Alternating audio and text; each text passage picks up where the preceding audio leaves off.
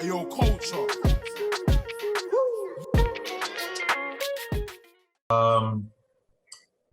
Welcome guys. Welcome to another session. I could not thank you enough for coming through and joining me on this Saturday night after this terrible loss. Thank you for, grieving with me and my loss. Thank you. Oh, by the way, Mrs. G, my team lost today's final. I'm like, Yeah, so oh, I'm but against I could tell Martin's from the way team. you're speaking that this loss is not Right serious. here. It's touching, Shem. I'm not gonna lie. It's like it hurts. It hurts. But anyway, Sorry. it's sports for you.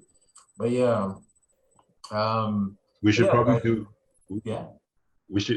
We should probably do an episode on men watching sports and their psychology, just to help people understand. Like when you lose, it really does hurt, right? Like it's a mental thing. But anyway, you're in the middle of your intro. Go ahead. Yeah. Just know that it's gonna be war and swear words are gonna come out. But anyway, I'm gonna swear people I never sworn before. But yeah, Ooh, okay. congratulations, Lou. Congratulations.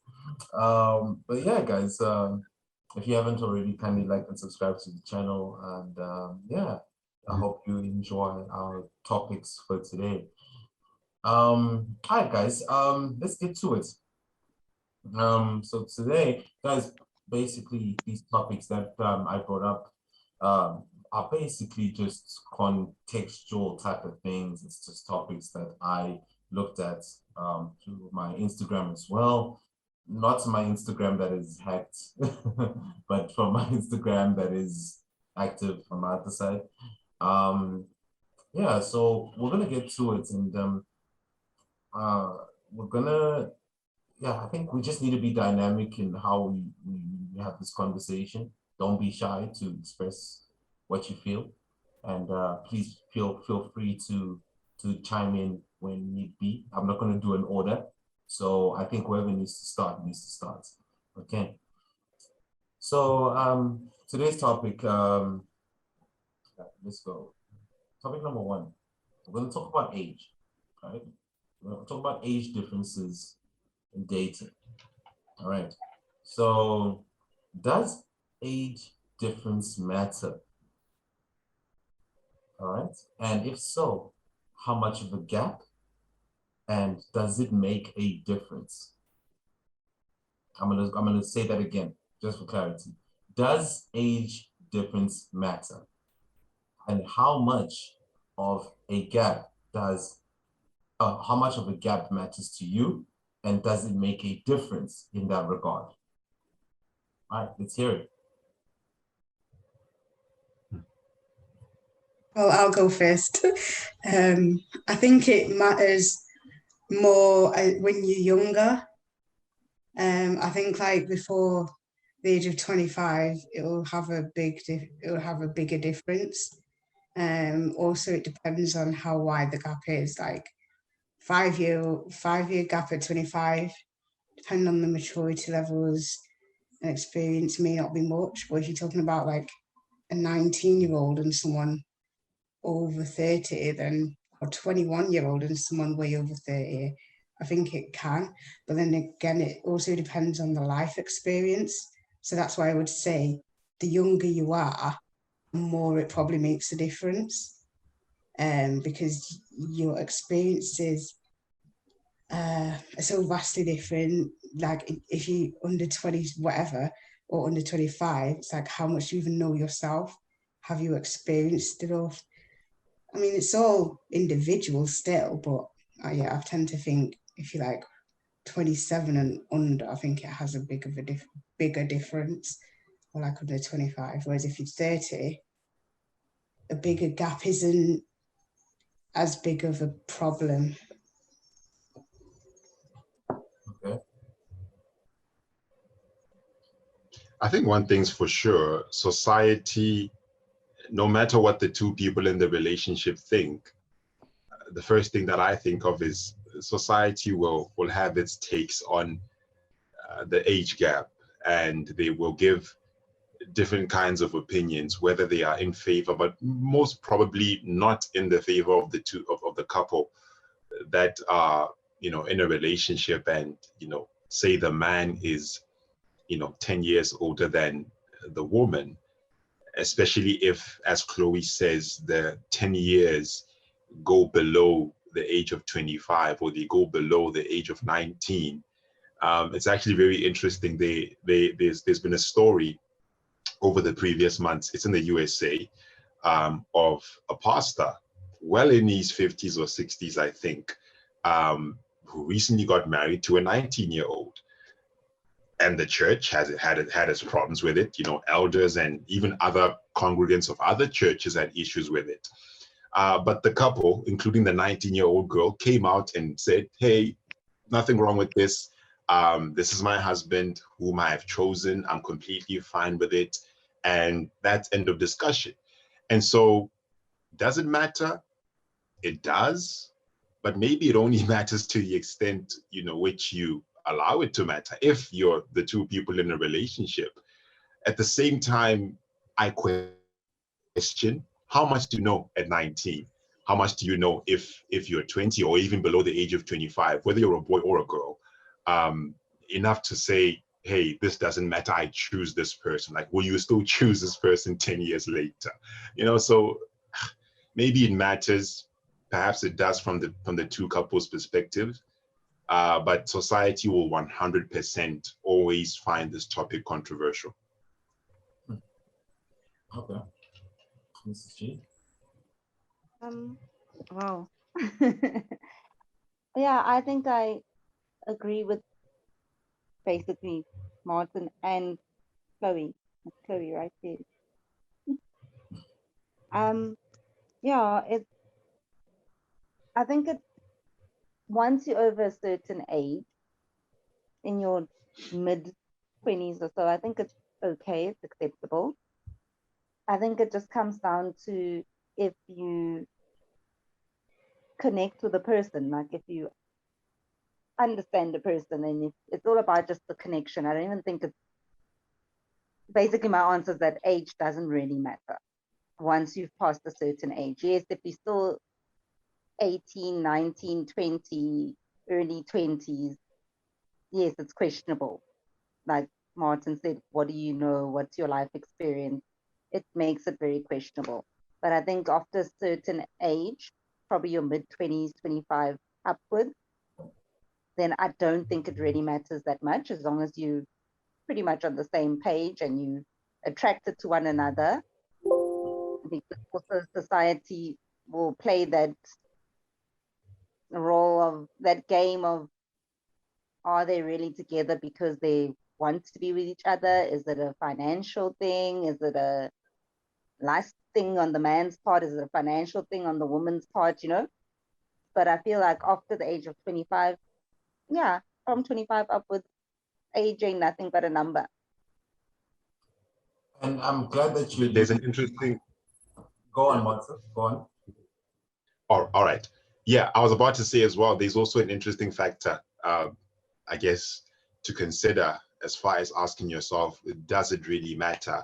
So if I'm, say, in my 20s, early 20s, which I am, and I date a woman who is in her late 30s or mid 30s, say 35 upwards, okay, maybe society finds that acceptable, or maybe the people around me approve of that and it's okay and the relationship is good. But I also ask myself, that woman's friends who are possibly also in that same age range, you know, will I be able to converse with them at that same level as I do her? Like, what do social interactions look like when you're dating somebody who is older than you? Like when they invite their friends over and I invite my friends over, like, what does that actually look like? Because it's like, you know, these are our uncles, so to speak, you know, it's like these are our aunties coming through over here. And now I'm actually having to treat them at the same level as my friends because I'm dating somebody who is within their age range. You know, so it sparks a conversation for both the female and the male. It's like, yeah, wait, when you go out in public, how does it look? You know, I'm gonna let you give your thoughts on that. And that's why I kind of put pushback on this whole situation, because you also have to look at the cultural aspects of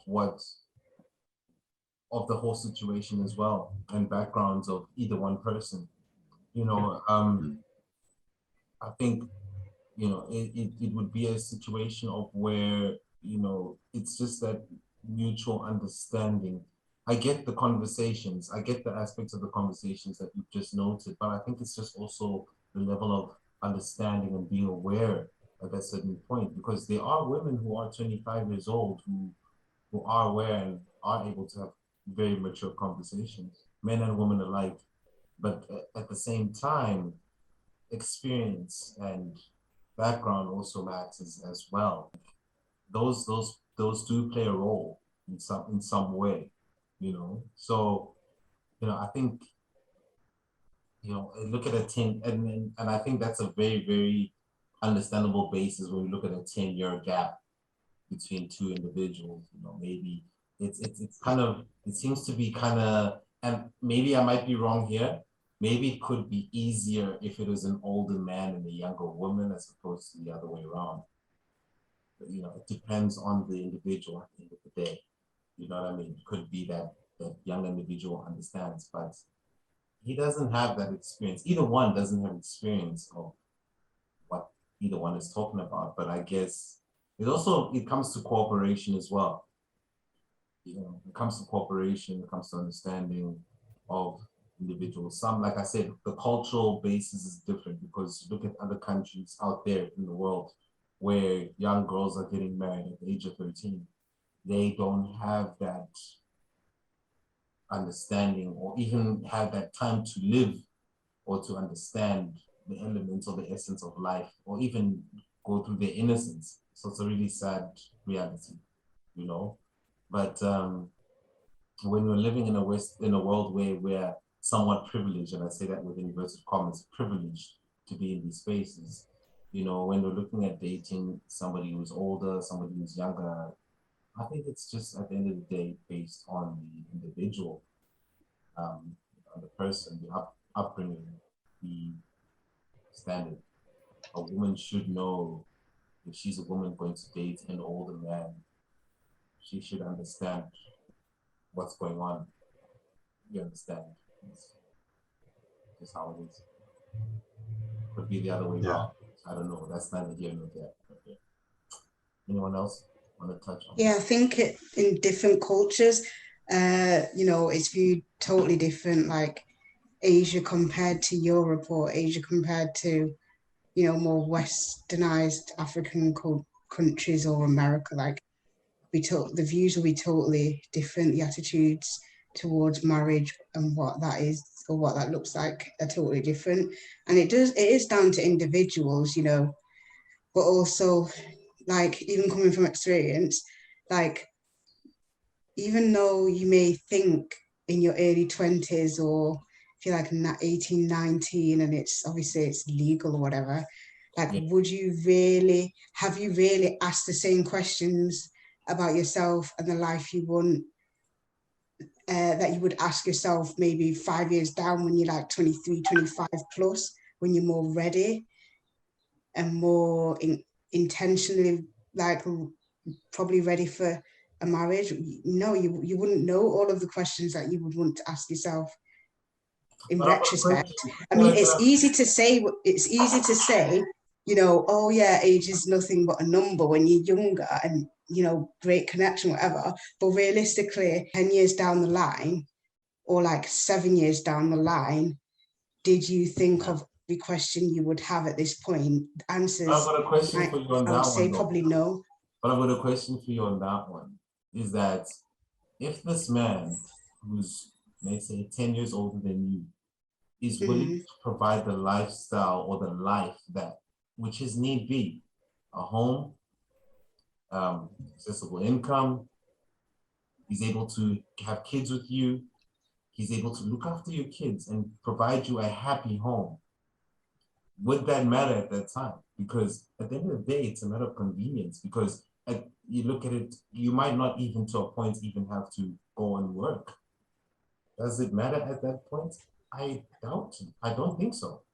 I think it's That's a what I mean. little. You're not going to be asking the same questions you would maybe 5 years down the line. So I'm not saying I mean, obviously everything is easier to look back and say with retrospect or hindsight, but I mean, it does go back to the individuals. If you want to make your marriage work, you're going to. It's not all going to be, oh yeah, we're all aligned on the same page and the same goals throughout 25, 30 years. You know, you're going to have to negotiate what you want out of life along the way, regardless, even if you start at the same age and at the same vision, I'm one's not. going to change. But I do, Yeah, yeah. Go on. Sorry. Yeah, go on. Sorry, I'm interrupting. Yeah. but I mean, it's not always just convenience. Like I said, you can start, it doesn't mean that there's any wrong intention or, you know, it doesn't mean it's going to work, but just realistically, you've probably not thought through or had the experience to ask yourself the same questions you probably would do 5 years later with more experience. However, Not that it means if you it's had not that going to work. discussion, if you did have that discussion with you as a mature woman at your age and say you're mature enough for me to have this conversation with you and say, look, we're going to move to X amount of area. This is good for us. This is good for us to start a family. I just want you to know this is convenient. You may have things that you have on the side, but at the same time, it really helps because at the end of the day, there's good business for you to do whatever you need to do or whatever projects you need to do. Those type of dynamics. He'll have a discussion with you, I think, more over than just saying, look, we're moving to Bel Air. And then you're just going on a Yeah. plane. No, No, exactly. You'd that. have more You know what I mean? questions to ask if you're a little bit more older. We'll go see your family. If you have family on this side of the spectrum, we will go and see your family. It will still be convenient for you to travel, etc. And this is an older man who has the resources to do that. So and that's what we're alluding to at the end of the day, the age gap in terms of that maturity and the understanding to have that conversation. Yeah. I'm just saying, it's just like, don't you think that it would be more understandable in that regard though, in terms of him being able to make those decisions and you understand it? I mean, yeah, I get what you're coming from. If you know, yeah, typically, I suppose, yeah, people tend to view if you're younger, you're going to be with someone for the financial security. If they're older, that's a typical view, Yeah. an assumption, especially in certain parts of the world, maybe more so than others, if you see what I mean, because fair enough, I'm coming from I get you. No. a European perspective.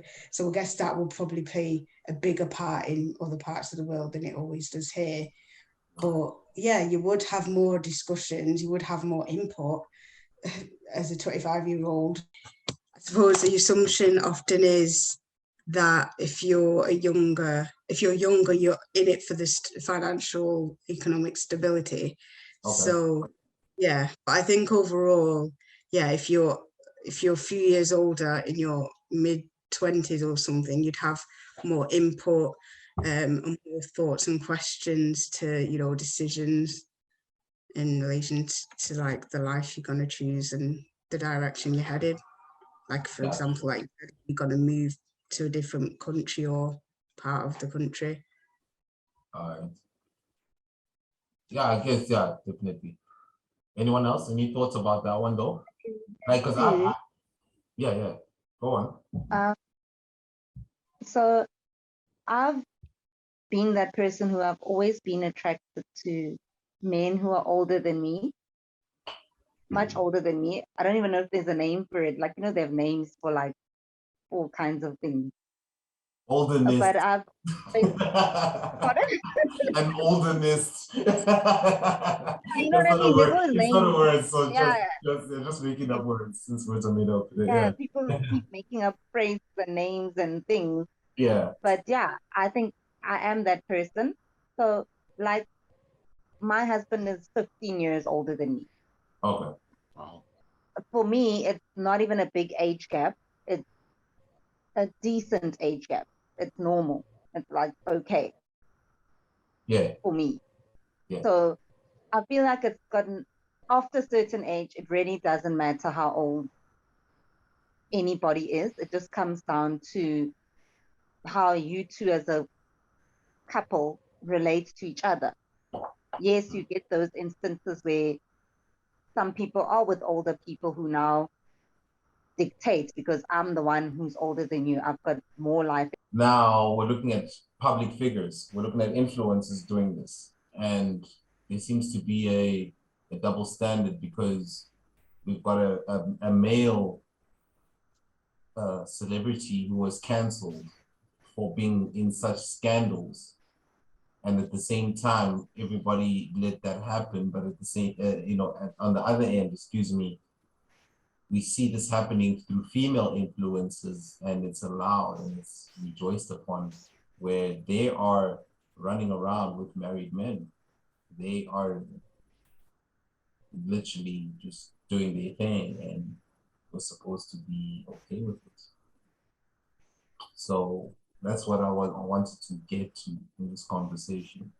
Yeah, I think there's a bit of a double standard. I just wanted to get a take of what you guys feel individually, but I also wanted to find out, like, when you see it on the public scene, where it's people who have many thousands and thousands of people following them, doesn't this make it a bit weird in a sense? But anyway, please feel free to interject. There definitely is a double standard. I would love to agree with you on that one. And there's a sentence that Chloe actually said. It's a random sentence, but I want to apply it to this one. She said, it's true, but that's not how it works in real life. I think that is very applicable to social media versus reality. So yes, you have these female influencers bragging about being in a relationship with a married man. And that's going to get you likes, it's going to get you retweets, it's going to get you double taps, it's going to get you views. Typically on social media, that's what people will do. And, the small group of people who actually have sense, who call out this person and say, this isn't right, you shouldn't do that. You wouldn't want that happening to you, can easily be thrown down the comment section. Like if you go to one of these influencers' tweets, usually in the comment section, it's full of all these different comments, and the ones that are probably celebrating this sort of lifestyle are right at the top. And then the ones that actually make sense, or where somebody is actually speaking some form of truth, it's scattered somewhere down in between, and those aren't typically your most liked, viewed, or most retweeted tweets or comments, or whatever the case may be. But that's social media. If we bring it to real life, do you have a bunch of people still saying the same thing? Like let's relegate everybody to the level of just normal person, and every single person who you are, knowledgeable of, or whatever. Anybody who is everybody basically. Like there's no followers, there's no clicks, there's no subscribers, there's nothing. If we bring them down to the level of just, it's us as a group. I know you because you know me. I know you because you live in my neighborhood. I know you because you go to my church, or we go to the same gym. Do you think we're all saying the same thing? Do you think we're all standing by saying, great stuff, well done, you are absolutely doing the right thing? I don't think so. Not a fuck. Excuse my language. Not a fuck. Not nothing. Zero. Nothing, right? I don't think so. And so social media versus reality, that's the dynamic at play over here. You're most likely to get applauded online for doing something totally stupid than you are in real life. Like a stranger could walk up to you and check you and tell you, hey, listen, you're out of pocket over here. Start acting right. I not expect, but it depends. Like you say, it depends on the human being, but as well, I'm not expected to get, because 9 times out of 10, or maybe a certain percentage of the time, is that this person is degreed up, accomplished, well-moneyed, etc. And I'm also probably on the same wavelength as this person, but I'm not getting the cooperation about, okay, listen, I need to make decisions in the crib as the man of the house. are you willing to do that? Based on your experience, it's fine, I get it. But I don't need backlash in terms of the decision making. We can discuss it and talk about it economically, but at the same time, we need to be very logical about whose role is where. But Am I being am I making sense by that? no, but I'm saying, but do you think that, I understand what you're saying, but do you think that, is that an age thing? Like if you are dating your age mate, that would be an issue? Is that Oh what no, you're alluding I'm to?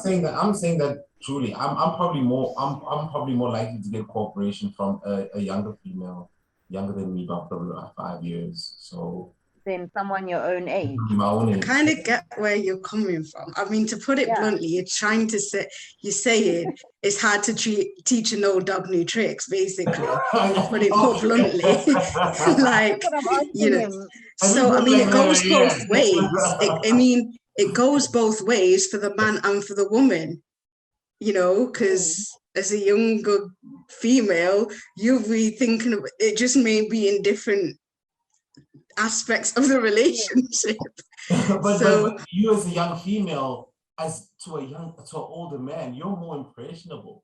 That's also what I'm coming to. You're more impressionable. No, there is point to that, but I mean that's also down to the communication of the couple and how they relate also, you know, because, well, by the looks of social media and other things that have, you know, popping up, it's not, communication isn't just an age thing, it's just down to an individual thing. So how you navigate your relationship. But I do, overall, in general, I get what you're I do see your point, what you're saying, yeah.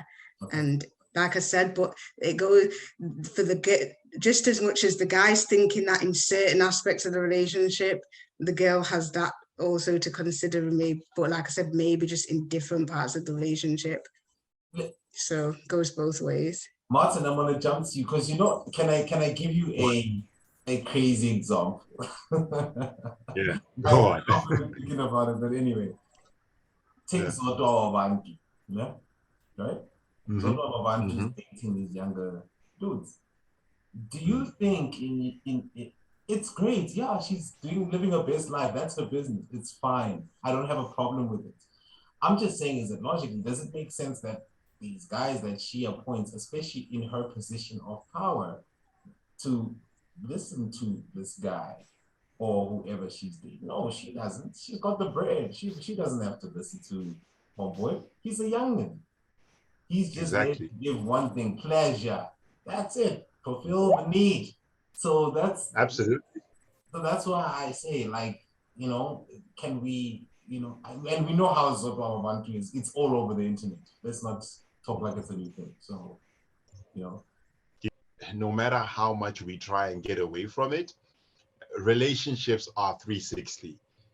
360 in the sense that it's not just about love, it's not just about respect, it's not just about character. Yes, at some point, money will come into the conversation. At some point, status will come into the conversation. Social standing will come into the conversation. And so all of these things, even if they don't matter, in the regard of, do I choose the person or not? I mean, somebody could say, no, character matters first and foremost. And that's what I look at when I choose a person. But then ultimately, of course, money and social standing and status, all that stuff will come together. But ultimately the point is they do matter. And so when you, a famous figure, powerful, you've got this lure towards you, pick somebody who is younger than you. And not only that, but they are not on the same level as you as far as social standing is concerned. So they definitely don't have the command or the bravado, I'll call it that, because ultimately people are people. But when you get famous, there's a sense of bravado, there's a sense of you can't touch me about you. So these young men don't have that. Similarly, if you are a man and you're famous and you're targeting younger women who don't have what you have, then the thinking is that somewhere along the line, what you have, the fame, the power, the fortune, is going to trump them on some level, on some aspect of the relationship. And of course, we've seen that used in good ways, healthy ways. But what society fears the most is that being used in the most negative ways, aka R. Kelly, right? So it's one of those things. And so I think part of Sorry, it's what that not also funny, but like I'm exposes, just, just. yeah, I know, you're thinking about it. Yeah, yeah, yeah. Yeah. Another thing I feel like it probably does reveal, and maybe you should be careful of this, seeing that you're leaning towards this side, is be careful. Power corrupts. When you have power over a person in any certain regard, the fact that you can tell her or you can tell him because they're younger or because they have less than you That's true. to do That's this and right. they do that, Mm. then it's like at first you can start off handling an impressionable fellow with care, but then they remain impressionable, and at some point they trust you and they yield to your word, and before you know it, the power goes right up to your head, and little by little you start abusing it, and what starts off as a mutual healthy union now turns into dictatorship, for lack of better words. So that's where you got to be careful with it ultimately. Yeah, because no, there are stories about women in power who do awesome things. I 100% Major agree with stories. that. There is a like at the end of the day, we should not be oblivious to those things. We should never ever be oblivious that those things actually happen. I mean, I Yeah. was watching BBC documentaries, man. Like, yo, these things. I mean, Chloe sent me a link. I'm broken. I don't know. Like sometimes you just think about it, you're like, yo, our continent is in trouble. And when will it take? And I'm talking about Africa as a continent, like when will Yeah. it get a picture? I mean, I digress. Yeah. Can I present one more issue around Of that course. though, Oh, just for brother. fun, just to get people to think? Yeah. Um, Psychological studies could do a bit of digging here and there. Psychologists in the chat could do a little bit of digging here and there, and sometimes find that a young woman's inclination towards older men, and this is no offense to Mrs. G, I'm sorry, but a young woman's inclination towards older men could be traced back to the fact that she did not have an active father in her life. I'm just throwing that out there. On the other hand, don't give me that face. Just listen. I'm just laughing. I Don't get give me you. that face. Yeah, Listen. yeah, yeah. I get you. I'm just throwing it out there. I'm not trying to offend anybody. No sweat, man. If the shoe fits, they'll put it on. But again, it's like a young man's inclination towards older women could be a mommy issue, right? Is it truly that you have this desire and this inclination and it's naturally born, like it, nobody forced it upon you, no life circumstance or life trauma forced it upon you, you just grew up and you're just like, you know what, I really like older women? Or is it a mommy issue? Is it the fact that you did not have an active mother, or maybe you had an abusive mother? Or again, as we've seen in certain, and I'm gonna let you go, as we've seen in certain instances, you are a weak man. And so you kind of need a strong woman in your life to, help you out. So I'm just saying these are realities that do exist. I'm throwing them out there because I don't think we should completely overlook them as far as the conversation about age is concerned. And maybe talking about them also helps anybody who is watching and who may be into men or who may be into older women. Is it truly, like I said, a desire that is born healthily of you, or was it thrown upon you by trauma and, the unfortunate realities of life? Mrs. G. Mrs. G, let's hear it. Yeah, let's hear it. I was just laughing Yeah. because that's what I was saying earlier, that I wonder if there's a word, because there's words for everything, for people who are attracted to people who are older than them.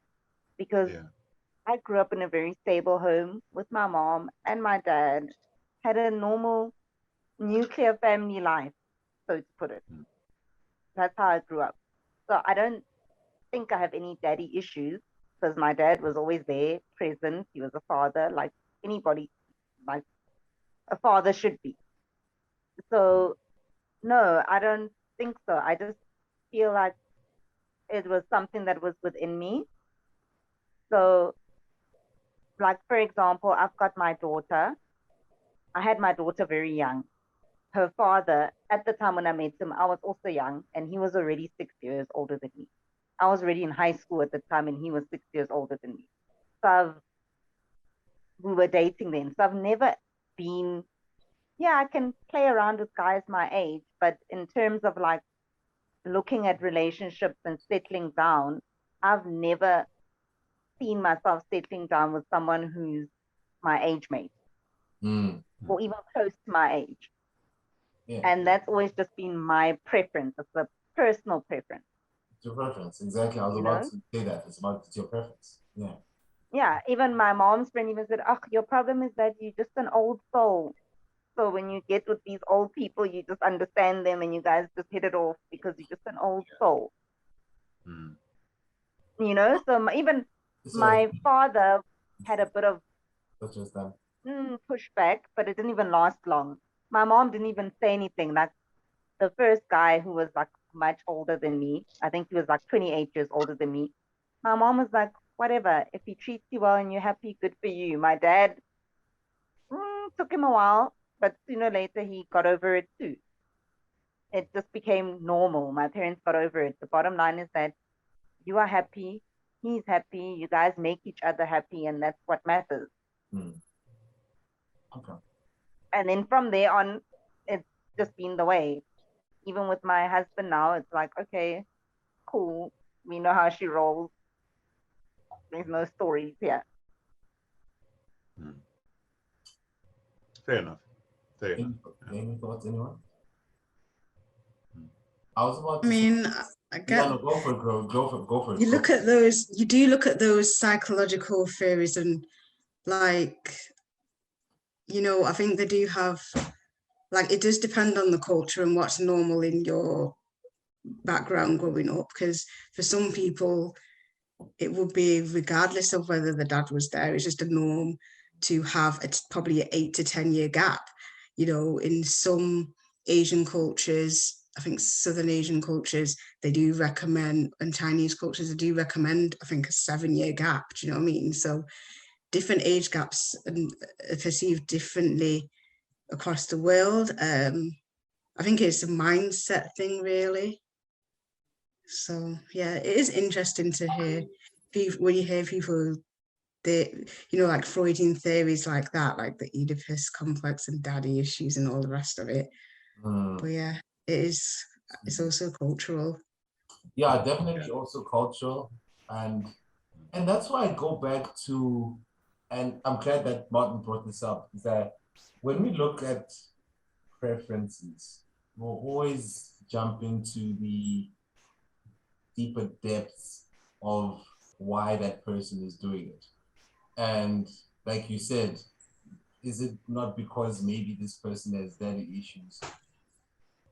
Some certain percentage not. Look at Mrs. G. She says, no, I grew up in a nuclear home. And it also comes back down to other preferences, both men and women alike, where a man will prefer to be with slender, fit women as opposed to a guy who likes a biggish, curvy woman. It's preference. You get what I'm saying? But no one should ever be in a position where they're shamed for that preference. You should. Sometimes I believe that question, what you said, is valid. It is very valid. You know what I mean? But most of the times it's not. It's just maybe just that person prefers, and they're in a position of peace to choose to be in that position, and it's working for them. It's working. You know what I mean? It's not like marriage number 7. You know, for Mrs. G. She was Mrs. A, B, C, D, E, no, it's Mrs. G. That's how it is. You know what I mean? And it's worked for her. Yeah. So I think that's one thing that we need to look at in terms of dynamics and preferences. Sometimes, for most guys, it's a fetish. Some guys it's a fetish. They'll never be seen in public with it, but they'll do what they have to do. But that's another different topic. But You know what I mean? I just wanted to put light in what you just said in that instance in terms of having the daddy issues thing. It does happen. Don't be Yeah. oblivious. It does definitely happen. We see it. We Mm. see it now, even evidently through social media and TikToks and all these type of things. So, a lot of girls want the bag, but they never grew up with a dad on how to teach them money, financial literacy. It's funny. Yeah. Anyway, I digress. I Mm. digress. Any thoughts, guys, before we jump into the next topic? I don't know. Any last thoughts? I have nothing else to say, but you know what? Leah said it. Age ain't nothing but a number. I'm with her Like there. Elias said, huh? Leah said it. Yeah, no, it's how you jump into that number. That's how you achieve that number. I'm just saying. I mean, Hmm. I mean, tech, I mean, technically that line was written by somebody else, but I won't mention their name. Carry on. Oh yeah, by the way, it was written by someone else. Oh, the one who was Exactly. featuring. Yeah, yeah. The one who was looking after her. Okay, y'all go on. The feature. You're out of order. The I'm all right. code. We carry on. We carry on. Yeah, yeah. All right, cool. All right, so in our next segment, I actually wanted to flip the script a little bit. Okay. I'll get to point number two, or I'll get to the next point. I just want to switch it up a little bit. Okay. And I wanted to hear your thoughts, especially from the ladies. And especially Chloe, I know we communicate, I try to keep you up on what's happening in SA in terms of whatever's happening and stuff. And I just wanted to reference what's been happening with this whole celebrity news and influencer news about women running around with married men. You hear a rumor here where a woman have been pregnant and getting impregnated by a married man. You hear an influencer who is literally dating a married man and she's proud to talk about it in public. You know, it's just those stories that you hear that's happening right now, like all over the news. And I get it. We hear the stories and I don't care. And look, I'm not going to talk about them as individuals. I do not care. I just talk about the situation. Okay. And that's why I want to have this conversation. That's why I'm so hella headstrong about us meeting together to have these conversations, is that as much as this individual puts it on social media that she's dating a married man, right? The moral compass is in question because this person is an influencer of thousands upon thousands of people, maybe majority young girls. Right? What precedent is she showing towards society? But my ultimate question is, as much as she feels happy in her position to be where she's at with this said man, she's considered a side. She's a side, right? In my opinion, she's a side. And can side chicks become main chicks? I'm sorry, I was a bit dramatic with my monologue there, but like, can we get to that point? Is that can a side chick succeed and become ultimately the main? Like Thanos, 6 jewel stems together. Yeah, I can, I don't know. I Like, think it's what do you possible. think? I think it's possible. Doesn't sound Okay. far-fetched for a side to be a main. The reason I'm saying that, actually, I came across a post, I don't know, it was probably a few years back, Okay. where a guy posted that he's been with his steady chick for years and whatever. He's gone through his ups and downs and all of that. And then he's now finally made it. And now that he's made it, obviously, as a man, when you make it, you start attracting everything. So now you're getting women, and he basically ended up getting a side. And he said that the thing that attracts him most to his side is, first of all, obviously he doesn't have to worry about all that stress that comes with running a household. He's always ready to give it up. But then he said another thing he mentioned was the main thing that's making him move away from his main is because the side doesn't know that part of him, that struggle part of him. She Okay. sees the fully packaged him and doesn't know that other side of him. Whereas the main who went through the struggles with you, even when you make it, she'll always make reference to your past that, oh, baby, remember that time when we were struggling for A, B, C. Mm. He doesn't want to be reminded of that. But when he meets that side, that side doesn't know that side of him. So therefore, she can become the main because he'll never have to remember that side of him because she doesn't even know it. That's how his side became a main. But no, but okay. My thing is that, and my pushback is that, sure, she did not understand or see this man's struggles, but she's yet to see a man struggle. Because remember, nothing lasts forever in any situation. No matter how much power you might have, there will always be a hiccup somewhere to a certain capacity.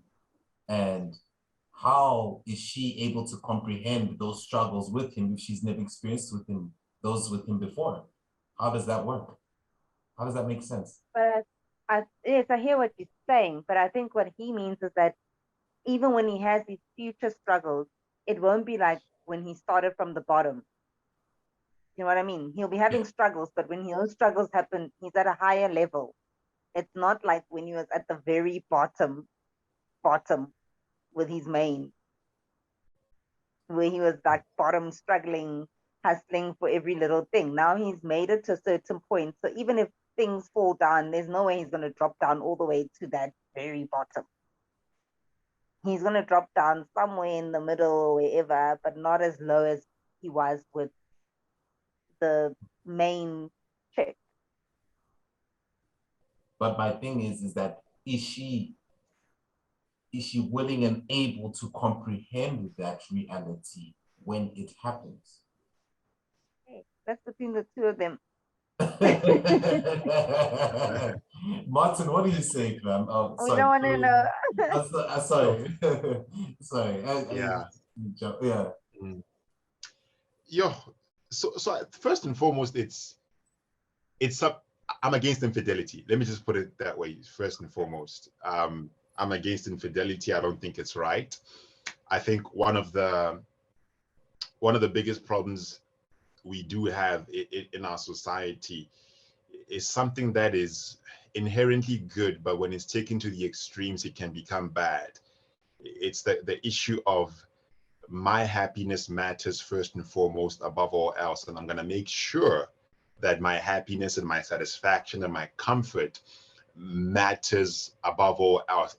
That's inherently good, right? Help yourself so you can help others. That's what it's tied to. But when you take it to the ultimate extreme, which is something we're being taught to do in our society, then you're willing to trample upon other people, you're willing to cheat other people, you're willing to be disloyal just to preserve your own happiness. Something which I don't think is right. I don't think it's right. I don't support it, So again, to answer the question of, again, for the sake of the conversation though, to answer that question of can a side become a main, maybe she can, maybe he can, if the person who has two people decides to leave the one, or I guess in traditional folklore, if they somehow both end up in the same relationship, which is very rare nowadays. That's a completely different conversation about polygamy, right? So yeah, I think ultimately my initial thoughts on that is just infidelity, pleasing oneself, even if it means cheating somebody else. I just want to say I'm against that, for real. I didn't want to step on this side, and I'm gonna push back on your side. Sorry, it seems like I'm devil's advocate today, but um, I'm not a parent, and maybe Mrs. G can interject in this situation. What if kids are involved? What if Kids on whose side? either? On whose side? I mean, if they both, if let's say this is your first person that you've had children with, and then things decided to, yeah. So what if I? So what if you share children? What happens? So wait, are you saying what if I had children with my side chick? No. Sorry. What if the main chick has Your been main. now demoted, and now you've made side main?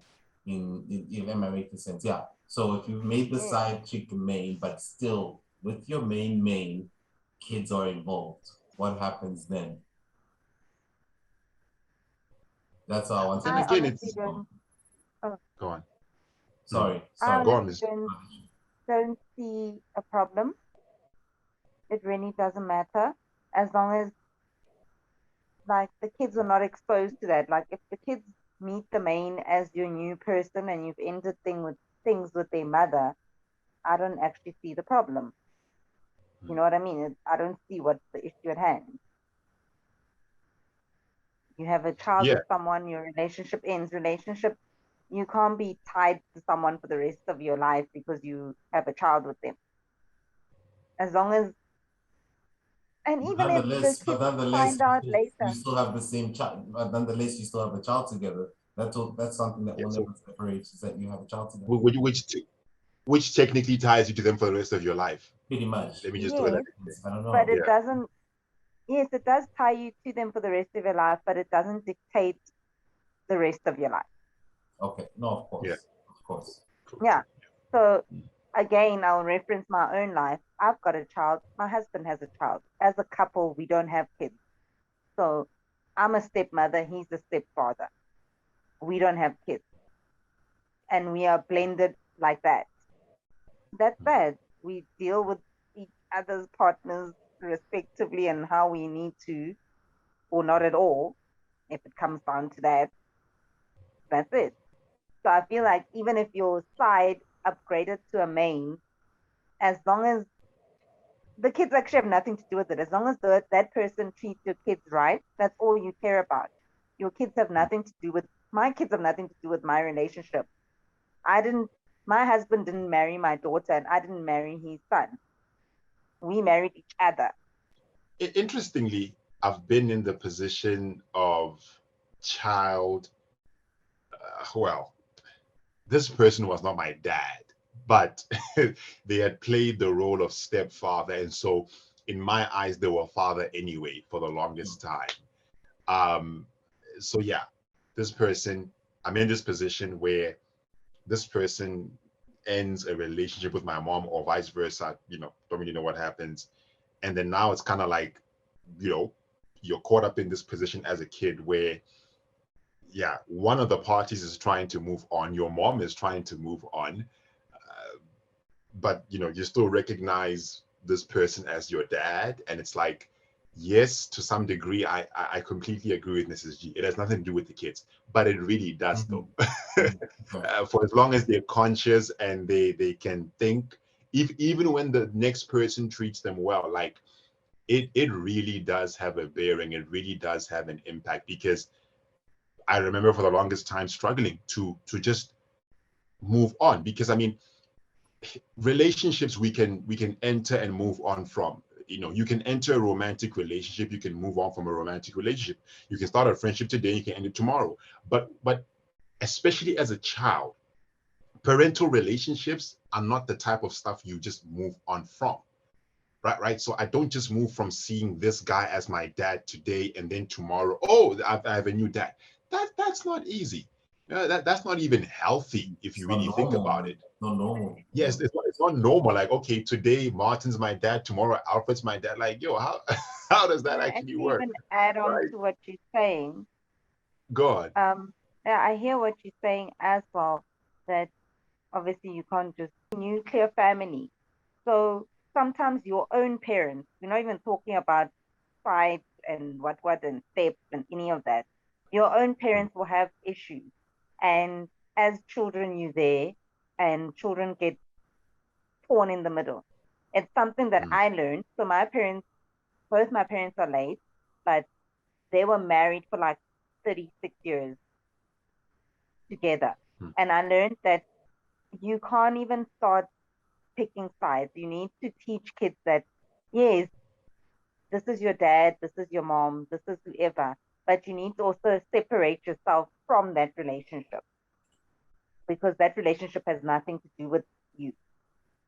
And Yeah, the I children, just feel yeah. like the long and short of it for me is that even if a side becomes the main, it's possible. And if there's children involved, the only thing that any parent wants is for their child to be treated well. That's literally all any parent wants. That whoever steps into the figure parent, whether it's a father or mother, they must just treat your child well. How they came into the picture, I feel, has nothing to do with the kids. Yeah. They have no way, they don't enter anyway. Like my relationship with me and my partner has nothing to do with my children. So we need to draw a line. So as, for example, as a father, you have a relationship with your son. So if you now cheat on his mother, for example, and take the side as your main, your son has no right, or your daughter has no right to come to you and now be having beef with you. That's a personal relationship aside from you having a relationship with your own child. And that's how I feel about it, that sides can become mains, and if children are involved, because that's what we were discussing earlier, if children are involved, the children fit in no way. As long as that person treats you well and is doing their best and building a relationship with you, that's it. The other dynamics have nothing to do with them. Absolutely, yeah. They should never be involved in any of the controversy that's happening. Absolutely. Yeah. The Good. same way if you have that nuclear Lot of- family, when your parents fight, it's got nothing to do with you. They're both your parents. You're not married to either one of them. They're your mom and dad. You in the middle. There's no sides here. You in the middle as a child. Sure. Sure. Any thoughts, Chloe? You've been quiet for some time. I mean, I hear what Mrs. G is saying, but in reality, that's not how it happens. My parents were divorced.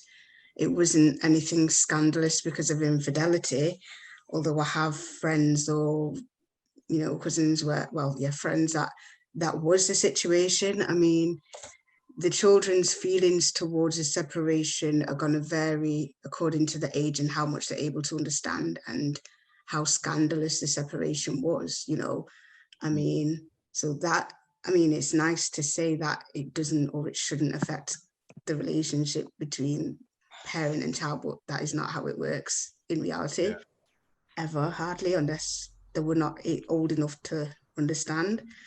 But I mean, in terms of sides becoming mains, I think it happens more than we probably think.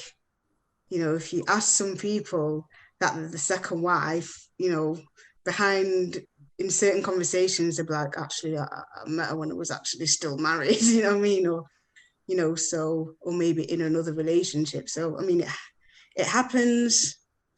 I mean, it's just better for all, especially if there are kids involved, that it's done with as little scandal as possible and as little disrespect as possible. Like, Can I put a bit of a wrench in the work here, right? Yo, what up, Stan? You good, man? Sorry. Before I continue, what's up, man? You good?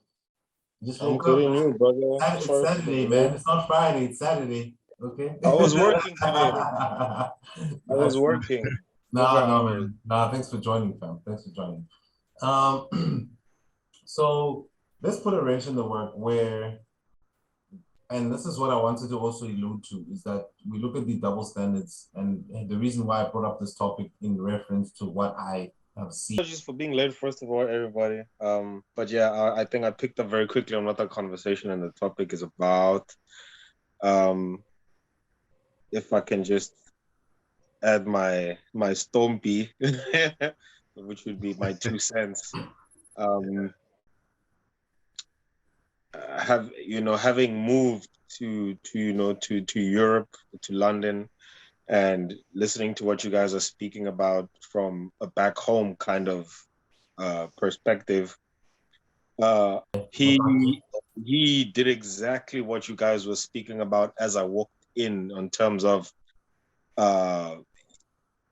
having a third party interject into his marriage, a female. He bought her a new house.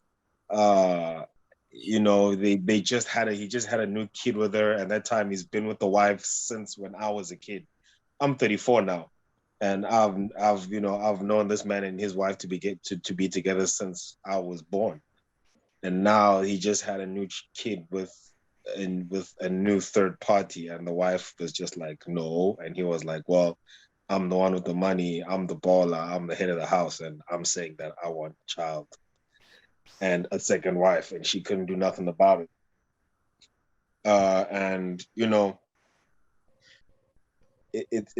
With what Martin was talking about, reality versus social media, it's a lifestyle thing, man. Like, everyone is, especially back home, they're just trying to secure the bag without having to do anything about it. They're just like, okay, you know what? I'm willing to step in on what someone has already created without me having to put the energy to create it. The trust, the base, the marriage, the going through whatever needs to be gone through to create a home. You just want to jump in and the home is already made. This isn't obviously for everybody, but from the experience that I've seen from my uncle doing what he did, it's a lot easier to just jump in on what someone has already created. I don't want to put a blanket statement over everything in terms of my experience, but this side where I'm at seems, they take relationships more seriously. I would assume I've said this many times compared to back home, and with my experience and with what I've just seen, and viewed, and what we've spoken about in general. It's a lot easier to just jump in on what someone has created than to rather create something yourself, because social media is a fictional place that actually doesn't exist. Only our opinions exist in social media. Facebook doesn't have a location. Twitter doesn't have a location. It doesn't. It's like heaven. It doesn't exist. We can't send you a location for this place, but it runs so much of our daily life, our thinking, and our conscious. So, like King Martin said, the double standards and social media versus reality. We need to put our phones down a little bit more, I believe, and then I think, but we know that's just not gonna happen. But I believe the more someone puts their phone down, the more reality will sink in and be like, yo, this is actually wrong as a society. I think it's very important that society agree and have rules, because if there's no rules, the minute we leave school and varsity and the rules drop, we also drop our rules bit by bit by bit by bit. The more things are hyper normalized. And the more we say, well, the more this is normal, I guess, the more it's okay. Oh, it's okay? Really? Okay, let me try it out and see. And, the more people do that, the more it happens, and the more we get to where we're at, as I mentioned in the group early on in the afternoon. But I think, humankind is forgetting that there's consequences to that kind of behavior, whether it's spiritually or literal consequences to what their actions are. Moral wise, there's no ways I don't think a person will regret what they did later on in life. I mean, even this guy, I forgot his name, one of the founders of slavery, even on his deathbed, he was apologizing to God, apparently, talking about, oh, Father, I feel, he said something about, I feel sorry for my children, in terms of white people. When their time comes, how will they feel? And it's like, well, you started slavery, you did it, you killed people, you already took them away, you split them, you already did it. So for me, that just proves, karma works. So why people are not thinking about karma is beyond me. As Martin said, you know, reality versus social media. And that's what I was getting, like, and sorry with my rants, is that like these things that are done to people, it could happen to you. It could happen. It could happen back. Like, anyway, anyone else want to come in with that, please? Well, to put a phrase to what you just say, they say how you find him is how you leave him, how you find him is how you lose him. But you did say something very interesting about, you said like it's easy to interject on something you didn't build. And you said, yeah, that's one thing I was going to say, like, it isn't really her interjecting herself, it's him choosing to marry her. So like, she can't make him marry. She can't choose to make herself be the second wife. That's his choice, even his wife, even if his wife didn't want that. So I think it's the marriage breaking up is the responsibility is to do with the two people in it. You know, I'm not saying that there's no consequence or the third party should have no thoughts or responsibility for their own actions, but in terms of their own, you know, the second wife can't come and demand that. You know, it's up to the guy if he wants to ruin his home or go against his wife's wishes and get a second wife. That's only his choice. But yeah, I mean, I think one thing that applies is the fact that kind of like birds of a feather flock together, you know, and like there is a bit of a double standard, you know, judging men and women, but in general, in real life and the internet, birds of a feather flock together. And like, depending on what kind of man it is, like different guys can do the same thing and get a different reaction publicly. And that's kind of based on the realm he's in and what he's portrayed to be, if you see what I mean. For example, someone who's known as the playboy does it versus Obama doing it, you're going to get totally different public reactions. Do you know what I mean? So the same goes in real life. You know, that person's social group and background will determine how it's, you know, reacted on, like by the family or by friends, etc. So yeah, but I think in terms of the reaction, that even like even online, like for example, social media reactions to like a rapper, you know, like doing it compared to someone else, that's what it boils down to, I think. I mean, look, Future's got like 9 baby mamas.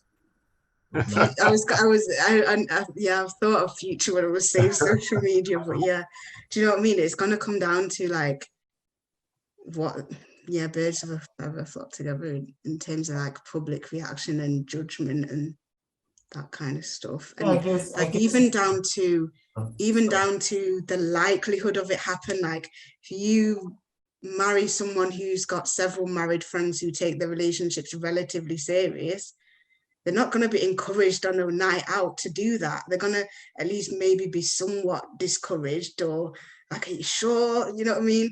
Versus someone who's the only married group, one in his friends who with party boys and playboy, they're going to be like peer pressured maybe into it, you know? So I'm not saying that it's not your responsibility, but do you know what I mean? It's just, I think it's down to that person in the marriage that their choice, if they take it seriously or not. Yeah, and I just want to like cast a vote of agreement for what she's saying. Birds of a feather do flock together. And again, these conversations, what I love about these conversations at least is the fact that they are so 360. Like they touch on not just one thing, but a whole number of issues. So part of what she's saying makes me think to myself, check your friendship circle. Are they really your friends if they're going to let you go ahead and do this? How many of us within this panel and within those who are watching have friends who can check us for the stuff that we post. Like if I post something out of pocket right now, is somebody gonna check me and say, hey, listen, this is not the way to go about it. I don't think you should do this. Never mind the fact that it's freedom of speech or whatnot, but this is just not right. And it's just not you specifically, right? So, you know, if you are within a friendship circle that, you know, gets in between marriages, because that's how I see it, or, you know, a bunch of men who are okay with getting, you know, a side chick, okay, then the stuff is normal to you.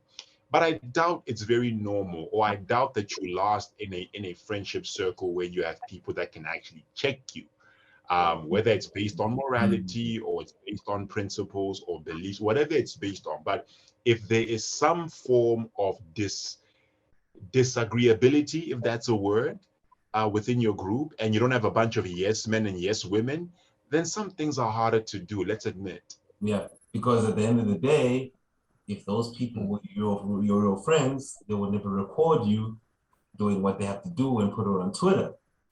And then go look and put some controversy on your name, knowing that you're your friends, and see you suffer at the same time.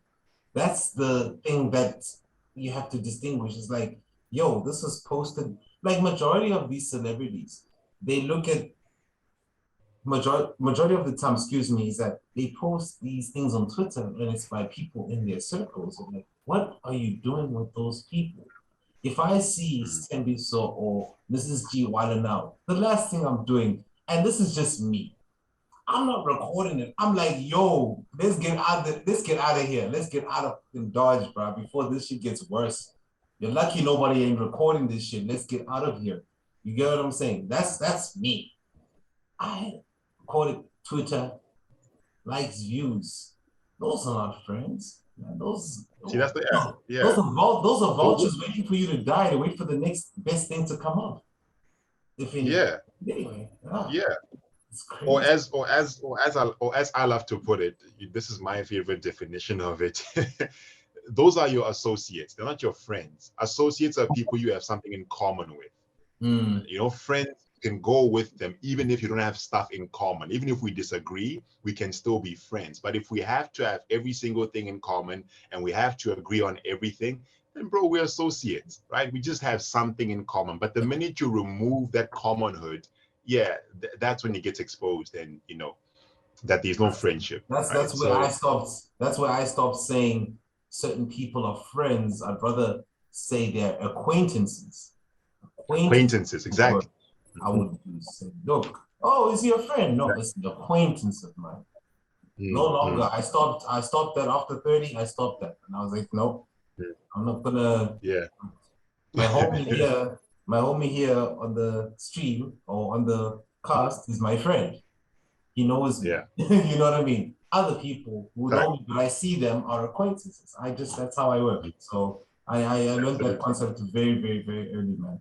But yeah. But you gotta, the celebrities back home don't really have a backbone compared to international celebrities. Hence, they're not really known internationally. Oh, they think everyone's their friend, but anyway. Yeah. Sorry? They think everybody is their friend. No. Yeah, I believe. I wouldn't. We could say that because the cloud chasing is insane back home. Yes, I can agree with you there because they actually look for it more than they actually do get it as celebrities back home. Because, for example, if you look at what Johnny Depp is going through, people are looking at it from a lens of a diplomatic point of view. Everyone's looking at it from a 50-50 kind of thing. Whereas if something happens back home, it's usually just one-sided, and then it goes to Twitter. You know, it goes to Twitter, and then it becomes a joke for everybody. A lot of South Africans take things as a joke, and the people that have the power, you know, they are the ones who drive things in a joking manner. One person I really can say does a really good job at driving things diplomatically, as much as I don't agree with his lifestyle choices, is Somizi. Somizi is very good at publicly saying, guys, look, this is wrong, this is right, this is right, this is wrong. Yeah. Whenever something happens, Somizi gets on it. He's like, hey, brah, I don't care what you think about me, but look, okay. And then, you know, the rest of them, they just do their thing. Mini Zamini, apparently she cheated with some guy. And then this I don't know their names. You know me, I'm not a guy to, everyone keeps asking me, like, you don't know these celebs, like, guys. South Africans, firstly, we don't have celebrities. They're just people who are on TV. Some guy who broke up the relationship of two celebrity couples, and this guy's still running the streets. I'm like, okay, as you said, birds of a feather flock together. And I read this now on Facebook. They're like, yeah, firstly he messed up this person's relationship. Now he's jumping in this person. I'm like, guys, how are the streets allowing this person to talk like that? Look, already with said guy that you're talking about, and I don't want to mention names, just for reference. Said guy already is a very influential guy, so he's a very, very popular guy. Yeah, well, he's not popular, but he's a very well-known man. You see politically too, so I'm just saying. You see already he's very not popular, but very well known. South Africans are always clout, crazy clout chasers, bro. And the sad thing is that it doesn't matter the age with South Africans. You can be 50 something, you're still chasing clout. Who's that woman? Is it Dineo? Then she said something about, then she had like 4 kids, and then her recent Mrs. G, why you laughing? Yeah. Let's get into it, man. Let's talk. Yeah. Hey, what's up? Hey, how are you? Sorry, hey, man. Utineo was busy. I think she was on this guy Mac G's TV show. Yeah. And she said controversial-ish, bro. Where she was like, "Hey, look, something about baby daddies." I think she spoke about how she chooses and she won't have another one because it's not convenient for her. I think. But it was very controversial, and I'm like, but bro, you understand how much power you have with your voice to be saying this out loud publicly. It's very much, I don't care. Fine, if it's your opinion, cool. No, there's nothing wrong with that. But it allows her to do that. But society allows her to say that. I listened to that segment. I listened to that thing, and it was literally what you're saying. It was just cloud chasing. It was so fake. It was so meant to be controversial, if I can put it that way. Like every time she'd speak, I would cringe. Because it was so obvious that it was meant to be controversial. It was meant to be like the things she was saying were even like, who says that? Who does that? Nobody does that. Like, just get out of here. Like, get out of here. Nobody's doing that. Nobody's saying that. No, but I guess that's it goes back down to the platforms that have allowed it to happen, where Dineo can say things like that and it's okay, and everybody will cheer on. Like Martin said again, if we were just all on the same wavelength and she said the same things that she said, how would society react to that? So, it's a game of chess in that situation. We do have a platforming problem. Very much. And I think I can. Yeah, and just to not beat South Africa with a stick, I can apply this to an international spectrum. We have a platforming problem. We platform some very good individuals, very talented individuals, but we platform some very terrible human beings. So talented, gifted, great ball player, great singer, great writer, all that stuff. Yeah, but human, oh man, terrible. Right? So I mean, the positive, I guess, to take away from this is this discussion proves that there are a lot of people out there who can dissect and separate social media talk, cloud chasing, and actual reality, right? That yes, these people have powerful voices, but not everything they're saying is being taken and actually practiced in real life. Although, of course, I do think it's problematic in the sense that even though people aren't doing it, they are being conditioned mentally to think towards a certain way. And this way I referenced earlier is my happiness, my needs above all else. Like, I don't care who I have to step on. I don't care what I have to do to get it. I'm just gonna get it. Right. So this is what these things do, even if you don't necessarily practice them, but as long as you listen to them and you take to them, especially as a young person, you're conditioned to think, okay, this is the way that I'm supposed to live, right? It's supposed to be my needs first above all else. And so, yeah, great celebrities, great, talented individuals, terrible human beings, unfortunately. Yeah, like, I'm not a fan of AKA, bro. He just keeps running through women and destroying them. I mean, the girl died, DJ Zintle child and left. Then Dinelli was in and out. Now he's got this new girl, and I'm like, guys, we're just leaving AKA. This guy must chill. No, but here's the thing, man. I'm not trying to digress, but they choose to be with him. They know exactly what they're getting into. So, come on, bro. Let's keep it real, bro. You know what I mean? They choose to be with him knowing very well. He didn't come like a zombie. I got a pat. No, he's like, hey. And they are like, I totally agree. Who's he with now? Nadia Nakai.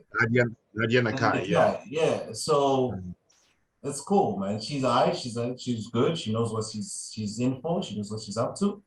It is what it is, fam. It is what it is. I like AKA, guys. He's my fave. I mean, that's the thing. We know the dynamics behind the dude, but as well, you gotta look at the full dynamic of what that is. Yeah, we can test him. I had that same sentiments, but I'm like, look what's happening here. Yeah. Look what's coming onto him. Look what's coming onto him, dude. He's a man with a veil. He's just veiled up. So it is what it is, bro. But anyway. Any thoughts? Why do you like Keenan? Keenan. Not AKA. Keenan. Keenan. Yeah, when I met him once or twice in person, he used to hang out at the same spot as me there on William Nicol. Listen, he's a nice guy. Top quality guy. Just missing. Guys are good too. Apart from that, you look at lifestyle choices, it's like, some people choose to be in these situations, some people choose to divulge and go deep into controversy and He's a musician at the end of the day, dog, and musicians, But that's the industry. For you. That's the industry. Musicians, bro. Musicians, bro. And I'm cool with AKA, like he's a dope dude. I've heard he gives back to schools and stuff. But the minute that girl died, bro, the second that chick died, I was like, nah, B. But remember, okay, I get what you're saying. And we're going to go into the next link. I'm sorry, guys, for going overboard here. But remember one thing is that, can I be devil's advocate? And I dissected and thought about that situation with regards to AKA. To a certain extent, I don't feel that he was responsible to a certain extent, responsible for what she chose to do. Man, you know how look at Ricky Rick, man. He just lost his life.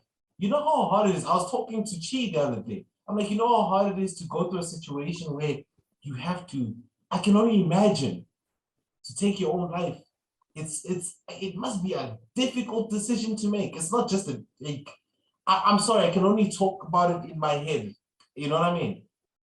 It's not an easy thing. It's not an easy thing for you to do certain things, man. You know what I mean? So I get sometimes we always want to hold people accountable for situations that happen, which are very sad. But at the end of the day, that person, there's something that just was the last number, dude. It's not unsympathetic. I'm not unsympathetic to people who do that. I'm not. Only rest in peace. You know what I mean? But like, I don't know, bro. Yeah, musicians, they have the devil speaking louder to them more than the general person. I mean, my dad was also a musician, and I knew the devil was whispering in that nigga's ear. Like, he made it very evident. But that's the thing, Sam. That's the thing I'm trying to say to you. It's not just the music industry. It's just life. Yeah, you were talking about, suicide and, AKA and, all the stuff that's happening in the industry.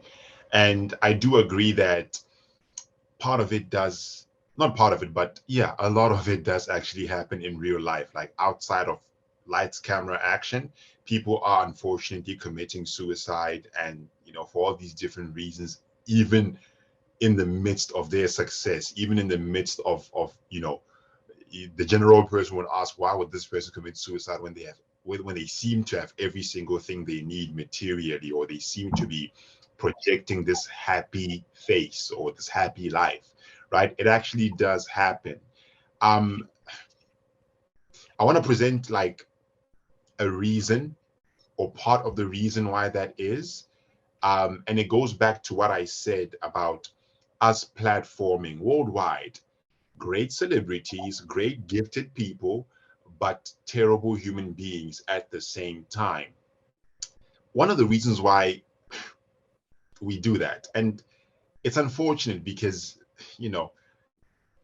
on some level, it seems to make sense. Like, business is business, the personal is personal. You can separate the two. But on another level, it can be totally dangerous. We live in an industry and a society even that values a person's gift and a person's talent more than they do the person's actual character, more than they value who they are and where they are as far as their mental state is concerned, right? So no surprises that we platform a R. Kelly, right, who is great singer, great writer, great producer. There's no doubting this guy's talent. He grew up with it. He still has it to this day. But on the same spectrum, this is a terrible human being, at least as far as young women are concerned.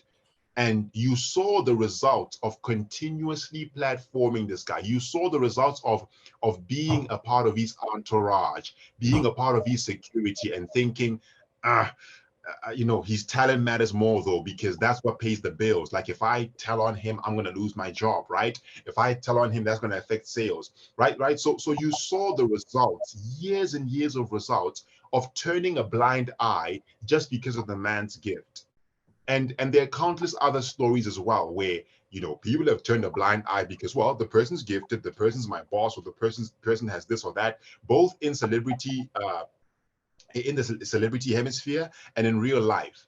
And again, it's problematic, is what I'm trying to say. It's very, very problematic. We live in this world where we value gift more than character. And so when you do that, not only do the people around the person suffer, but the person themselves can ultimately end up suffering. Because if we don't, hold ourselves responsible, and maybe not even as fans, but if you happen to be around the person, if you happen to be around, as a father, as a part of the staff, or whatever the case may be, a road manager, or whatever the case may be, and you never actually wonder where they are mentally, and all you care about is how fit are they to perform on the next show? How fit are they to sing in the next show? Another example I'm thinking of is Whitney Houston, who, towards the tail end of her career and ultimately her life, was singing these shows, and her voice quality was nowhere near the same level it was when she started, right? This was a person who was on drugs. This was a person who was drunk. She could barely stand by herself, but nobody around her ever thought to say she's not going on stage because she's not in the right mental state. Everybody just said, let her go on because, well, we got to sell tickets and we gotta get this money at the end of the day. You see how problematic that is? It's inhumane, in my opinion, right? And so ultimately, it ends up affecting not just the people around the person, but it also affects the person themselves, because next thing you know, oh, wait a minute, they've committed suicide. Why? How have they committed suicide? They're very successful. They're doing great, right? We all look at the material things, right? They've got every single thing they want. They've got every bit of finance they could wish for. They seem to have a happy family, but they committed suicide. How does that happen? Right? So I'm holding us responsible as a society, not to be mean. And I'm also holding us responsible as people who are around the soccer star, right? If you are the soccer star's agent, if you are the singer's agent, if you are, you know, whatever, the artist, the gifted person, if you're around them, like, yo, does that person's gift matter to you more than their character, than their mental health, where they are? Because if it does, I promise you, it's not going to end well for the people around the person and for them and for the person themselves. It's just not going to end well. We've seen it time and time again. And that's my little rant. I'm getting passionate. No, well said, bro. Yeah. In that respect, I understand. It's like somebody should have said something. So yeah. Somebody should have said something. Somebody should have said something. Stop the show if you have to. This person's not okay. Stop the show. Forget ticket sales. Forget the money. Like, I know it ain't easy. People gotta, you know, pay off their bills. But come on, we got a person dying over here, and y'all just want to let the show go on. It's messed up, man. Anyone else want to touch on that? No, please. No. Are you good? Is everyone good? Yeah. Well, the most I can do is just co-sign with what he's saying. I mean, it's an actual trend now, where, you know, every year you're expecting, okay, who's next to die, kind of thing. You know, you expect it now, like, yo, like, damn, like, it's actually freaking expected, all on the basis and the strength of what everything King Martin just said.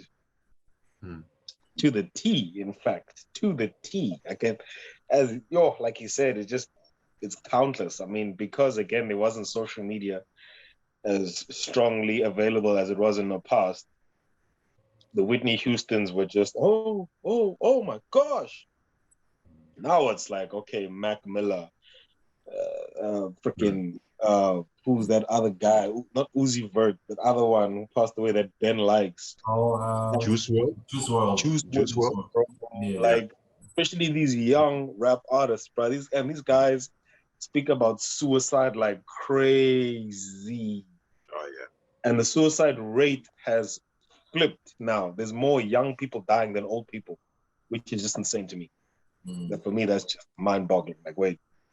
Yeah. There's more younger people dying than old people. That is crazy. All for a buck. Just like King Martin said, it's all about the paper. Because these kids are making more money than these kids are making more money than has ever been made before. Look at 6ix9ine. He is a multi-millionaire under the FBI's provision, and he don't care what happens to anyone. But he's so influential, this kid, bro. He's so influential. Oh my God, how many of our kids are you sending down death row? But anyway, like Martin said, I'm not going to reiterate because we're just wasting time. But like he said, man, that's why I just said to him, well said. Yeah. Nice. Yeah. Even though we divulged, but it's good. It's good. Okay, so quick one before we wrap up from everybody. Just a general question. In terms of your gender, right? And I'm gonna wrap up with this last topic. If you could change one thing about the opposite gender, what would it be? So if you could change one thing about the opposite gender, what would it be? From your experiences, from whatever, like, it doesn't matter. Like, in general, any experience you've had with the opposite gender, if you could change one thing that you saw on a consistent basis that is like disturbed you, what would it be? Or maybe, like, I don't know, like, it could be any dynamic. So yeah. Everyone must put their phones down. I'm sorry. Forget gender. I believe everything. Like personally, I would never want to be like women must do this. No, bro. You were born with your own will, and God made you who you are. So for me, as a opposite to say the opposite should, I got no due restriction. No, Life was I a get lot that. better. I The get human that. race was a lot more intact when this social media thing was not around. That's just my opinion. I get your question, but I don't know how to answer it because I just don't. I've like as much as I want to answer your question, as much as I hear it, I'm more for. Let's say, can I just put it down for you this way? Maybe it would help this way. Say maybe you, Doctor Strange, your way to a multiverse, and there was something that you noticed here in this universe that you don't notice in that multiverse that you go to, in terms of the opposite gender that you encounter. What would it be? Like I'm not forcing this out of you. I'm just saying it's like what would maybe something that you like it disturbs you, but at the same time it's not there, but you notice it's not there, but it's like, oh, okay. Wow, it's not there anymore. You know what I mean? Type of stuff, type of situation. Women can also go into that, like, as much as like leaving the toilet seat open in a different universe. I don't know, but something hypothetical like that. The ladies, maybe they can No, ask the question. I don't know. What do you think? What would you like? Maybe it's a guy being late for dates, for example, and he's on time. Actually, if anything, he's early, and he ordered dessert on tap. You know what I mean? So something like that. I don't know. I would like the woman to maintain the same strength she has once she meets a man. Like I know, like how can I say, like in my experience, like when I did get with a woman, she was all strong and independent when I met her, which I like, which is what I liked about her. I'm like, yeah, you're strong, so you don't need me around all the time, do you? Which means you got stuff to do, right? Cool, sharp. So we'll arrange a time for when we can be together and do our we thing. But then the minute I step in the picture, after a while, that sinks away, and then it just becomes all about the we all the time. It's like, no, but you still got your shit to do, and I still got my shit to do, and I don't want us to fall into the general trap of how it normally goes. So just maintain your strength once I'm around. I get that once there's a man around, your feminine side comes out, which is good too. But also maintain that strong side of you as a woman, because I also like that. Okay, cool, sharp. Not sure if that makes sense. Strong enough to keep you together for the long haul, right? Sorry? Strong enough to keep you together, right? Not strong enough. Regardless of any situation you might encounter with her, strong enough to keep you together, regardless of whatever situations you might encounter as a couple, right? Yeah, because I made you with strength. So I get you can be vulnerable, but also keep that strength up as well.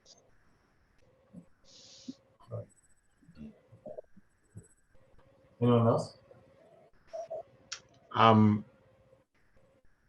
What I would change, I'll just put out a disclaimer before I say it, and you'll see where the disclaimer sort of comes together. There is something I would change, but at the same time, I feel like it's not one-sided. I feel like it goes both ways. So I generally look at myself in the mirror if I'm a man. So I look at myself in the mirror as a man in this regard as well. What I would change, in women is the cynicism, particularly when it comes to being approached, right? Like we meet many wonderful women every single day. Maybe we even come across them on social media. And I can't speak for every single guy, but I can speak for myself. There will be a certain, woman that I feel like, oh, wow, she's amazing. I'd love to discover the idea of a relationship with her romantically. But then there's another woman who I'm just like, wow, I just love to walk up to you and tell you you're beautiful, you're rocking it, you're killing this dress today. You know, yeah, I just want to check up on you, and that's simple. And that's it. I'll be out of your way after that. But I don't know how many times I bite my tongue or I restrain myself from going because I'm like, damn it, she might think I'm a creep. You know, she might think I'm trying to hit on her, or she might make the assumption that, you know, this guy is either trying to kidnap me or he's trying to soften me up in order to get in my pants, right? It's the cynicism. It's very general, right? So like literally, I've wanted to jump into the DMs many times, but before I even do it, I'm just like, you know what, Ne? I know how this will come across. She's not gonna take a straight compliment directly for what it is. She's probably gonna think, yeah, I'm a creep. I want something. I'm looking for her phone numbers. I'm looking for, you know, so there's a general cynicism that I experience with women, both in public and on social media, that I wish wasn't there because I feel like it blocks many potential connections and connections that can just be healthy. Like I said, I'm not trying to get in every single woman's pants. Sometimes I just want to tell you, you look beautiful. That's it, right? But of course, here's where my disclaimer comes in. I also realize that if I have the right to say that, then my responsibility comes in you know, me as a guy, and to all the guys out there, demonstrating more healthier characteristics in our approaches to women. Um, Simple things like stop the catcalling, you know, because again, like some women have really experienced the catcalling. They've experienced walking by past a few guys and hearing whistles afterwards, you know, which is not very comfortable, right? Stop going after women only for the intent of trying to get into their pants, right? So like, you know, I should actually maybe stop that. Like maybe I should try and just be friends with someone, or even if it's not being friends with them, maybe I should just tell them, hey, you look beautiful, you look great. That's all I came here to say, right? So, you know, this is what I want to change, but I'm also cognizant of the fact that there is something about me as a man and to my fellow men out there that probably has to change as well if a woman is going to let her guard down so as to, you know, be able to receive a compliment and not think that there is an, you know, ulterior motive attached to it, right? Like, I get what you're saying. Mm-hmm. And in that instance, that means that if that were the case, wouldn't it be we are fighting biology? I'm not saying that catcalling is a biological thing. I'm just saying is that, like, I think the main thing is that men's interaction or men's thing is this: okay, get married, have children, etc. The production type of thing. I'm not saying go out there and just do your thing. I'm saying, of course, you have to be responsible, but at the same time, is that when you look at the biological thing when it comes to men, the biological element when it comes to men is that majority of the time is that we will not sleep with who we want to, but we sleep with who we can. And there would be, you know what I mean? I'm just saying, maybe it sounds fucked up, but anyway, in that instance, but like, I'm just saying is that like the interaction.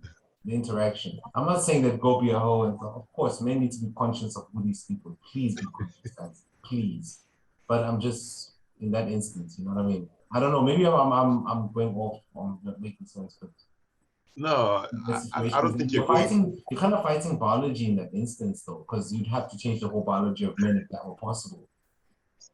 Wait, okay, so I hear what you're saying, and here's my response to it, right? How many women do you need to, as a man, be biologically accurate towards? Just answer me that question. Like, if you're going to, you know, achieve the goal of, you know, achieving the right partner to sleep with, to get married, and to, how many women in general, like, is that enough? Especially after you've won that one, like, how many women does that actually apply to? Because, or just answer me the question before I carry on. Yeah, it does become anecdotal in a sense, because we'd have to go through stats and all these type of things. So yeah, to elaborate our arguments and stuff. So I get what you're saying. I get what you're getting to. Yeah. I mean, Right. How many would that apply to? It could be a plethora, it could be a small percentage, but like I said, as we go deeper in these conversations, we'll start to get more elaborate. Because I'm gonna let us carry on. Because I'm gonna let us carry on, because I'm not supposed to take this long. I'm just saying in a nutshell, Martin. I'm just saying in a nutshell is that sometimes is that I get what you're saying. However, in terms of the biological factor, that means that in that universe, that biology would have to change totally, where men stop catcalling and stop pursuing women, or because there are those men who just want to do what they do. So again, you see, it's like, this is why I asked the question of, and I'm sorry, I'm not supposed to take this long on my own segment, but I'm gonna let y'all carry on. But it's like, again, this is what I ask myself, and I ask you, like, how many women though? Because once let's assume, rarely does it ever work.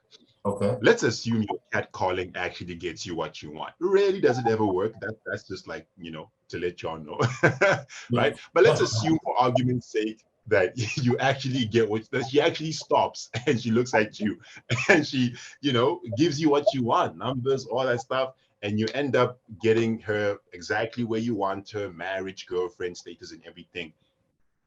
Does the catcalling continue even after she's there? Right? For the sake of biology? I'm just saying, it's like, Yeah. Okay, I'm gonna let you carry on. No. But yeah, I get what you're saying, though.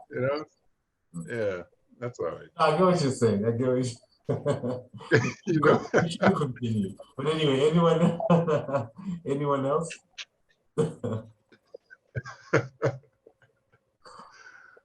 Anyone else want to chime in?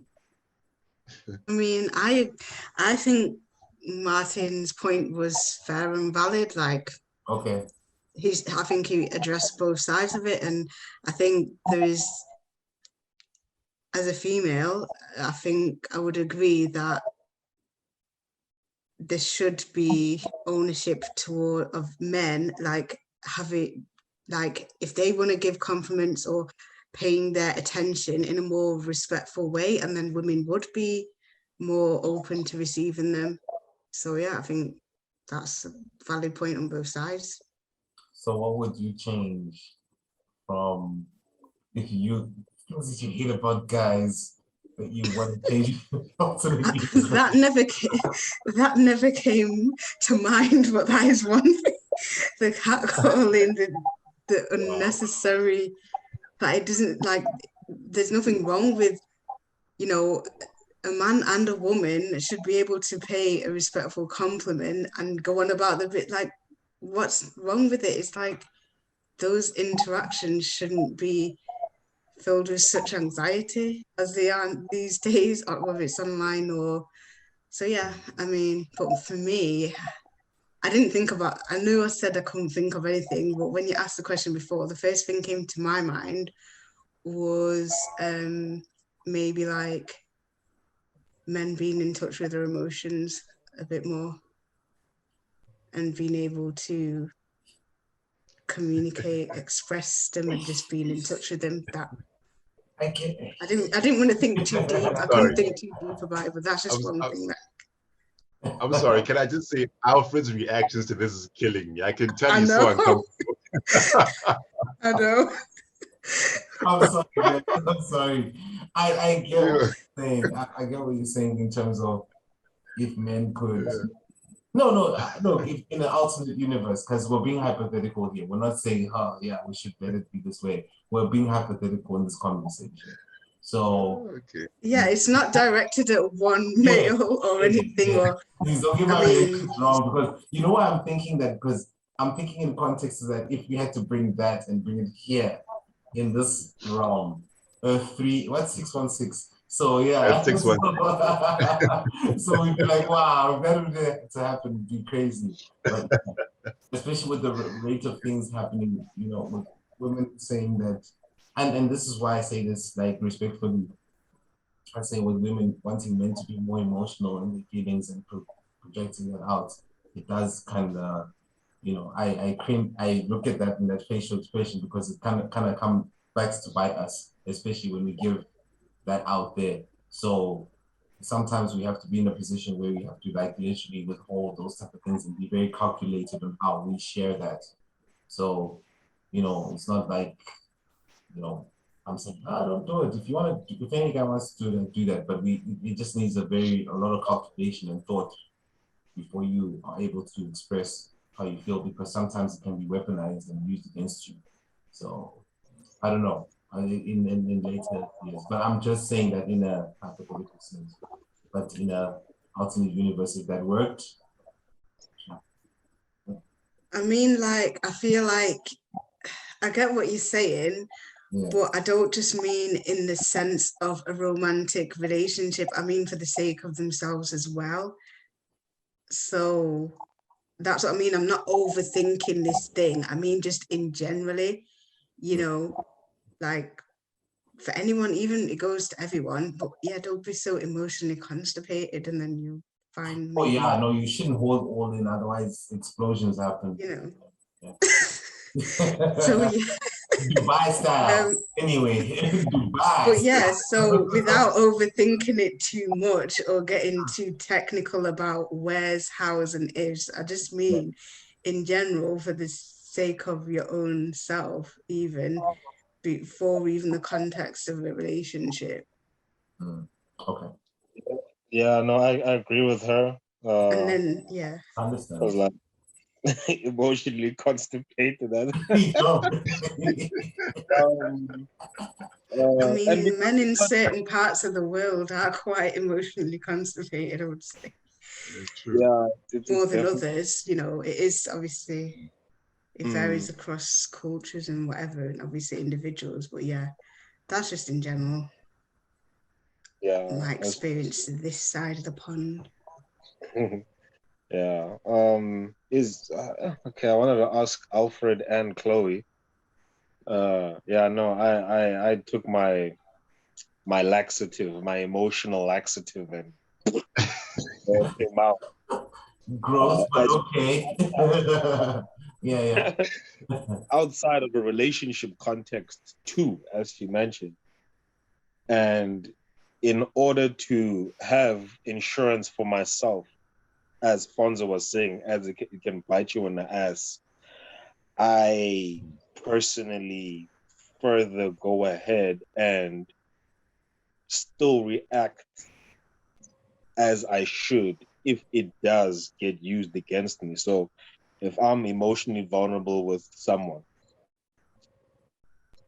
and we're good, and then they use it against me, I'm going to wild out and let you know, like, okay, cool. Now I'm going to show you how emotional I can get because I was actually emotional. Like, you think I'm going to let you come in my glass house and throw stones, and you don't think the glass shatterings aren't going to cut you on the way down? Because a lot of people don't, like, a lot of people find it petty, but at the same time, I'm very in tune with my emotional side. Bonzo, you're my boy. You've seen me at my worst. I'm like, yo, look, I'm gonna be like a kid if you play with me, bro, because why must I let you in for you to? I wouldn't do that to someone. So why are you gonna do that to me? Oh, okay, you wanna go there? Let's go. I'll meet you on your level. Do you think that's petty? Because at the same time, I don't want to be stuck with the idea of I did nothing after this person messed with me. You know, I want it out. I don't want to go through another emotional constipation again. So I react as well just to get tit for tat, not tit for tat, but like cause and effect rather, let me say. So do you think like that's petty, or for me, it's not petty. I feel it helps me get over the situation. Like, okay, let's sort it out now, get it, so that in the future we don't have no issues. You must know exactly how I feel, since you wanted to know how I feel. And since you took it to the negative with me, let's finish the negative and get it over and done with. So that later on, I don't have no issues when I bump into you by accident or something. You know what I mean? Oh. Yeah. I mean, well, there's different levels to pettiness, to be fair. I mean, some people take it to being vengeful. But I mean, I think it is good to be able to at least have that communication and air things out. I mean, but you should also have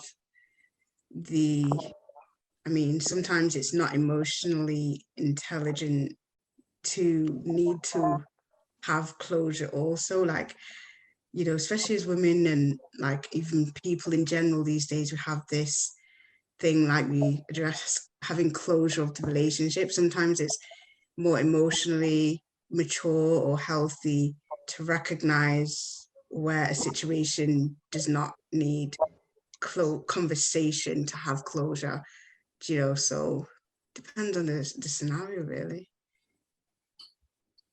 I'll just say this bit that you need to know who you're really trying to affect at the end of the day. Is it for your gratification and for your satisfaction, or is it for the suffering of the other person? Because there are moments where you would do that and that person is not particularly fazed by what you did after the fact.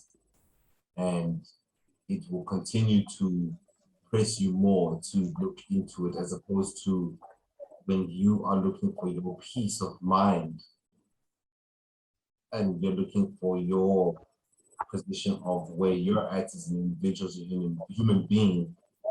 You need to grade that, because at the end of the day, we're born individuals and we're born alone, we die alone.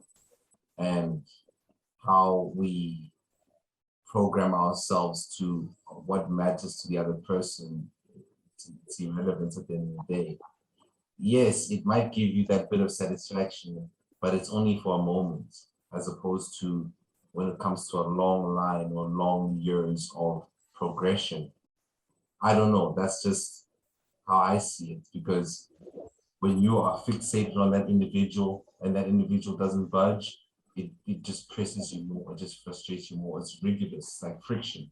So as opposed to you detracting from that magnet, it's a different type of situation where you know yourself as an individual, I'm going to move forward to do what I have to do, and your progress shows. It's a different outing. I don't know. It's just, you know, it's just easier said than done, but it's something that is a work in progress. You could be 50 and progress and be at your ultimate and show it, and that person can see it and they could regret. It depends how the individual sees it, you know? So I get what you're saying when you come to your wit's end where that person just freaking gets to your, you know, but sometimes there's certain situations where when you are on your own, or not on your own, but when you're doing things to your own capacity and working hard and doing your thing and focusing on you, it feels much better. It's not, you don't have any attachment to their pain or whatever shit they've got. There's no attachment. It's just you. You're the one who just, you dictate your own destiny. I don't know. I hope I've answered your question. Yeah, because the more you press on to make that other person hurt, sometimes for them it's like a brick wall, bro. It's like nothing to them. They've probably gone through a whole other shit in their lives, but for you, you're trying to press on, but to what end, bro? But anyway, sorry. Yeah, no, I'll co-sign with you, bro. You gotta do you, because like, yo, love is a powerful drug, bro. It can make you do crazy. It's a powerful drug. Like, yo, love is not an emotion, it's a drug. So you gotta do you, bro, because if you don't, you're the one that's going to be left marinating in a pool of whatever the hell you want to call it. Yeah, you're doing yourself a very big disservice having to go through that agony. It sucks, bro. You see, but that's why I feel I need to get over it emotionally in the moment. Like